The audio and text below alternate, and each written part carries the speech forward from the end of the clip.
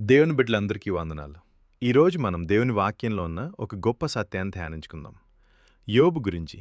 యోబు గ్రంథంలో 1వ అధ్యాయం 8వ వచనంలో దేవుడు సాతానుకి యోబు గురించి గొప్ప సాక్ష్యం ఇస్తారు. అలాంటి సాక్ష్యం మనం కూడా పొందుకోవాలి. యోబు అంతా మనం నీతిమంతులం, యథార్థవంతులం కాదు గాని దేవునికి ఇష్టలుగా బ్రతుకుటకు అని కనీసం ప్రయత్నం చేయాలి. ఒకవేళ మనం దేవునికి ఇష్టలుగా బ్రతికితే దేవుడే సాతానెదుట సాక్ష్యం చెప్తారు. మనుషులిచ్చే సాక్ష్యం అవసరం లేదు. దేవుడు సాక్ష్యం పలకాలి తన బిడ్డల గురించి.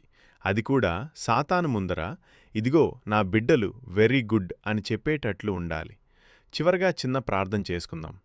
పరిశుద్ధుడవైన దేవా, ఈ వాక్యం వింటున్న ప్రతి బిడ్డను దీవించండి.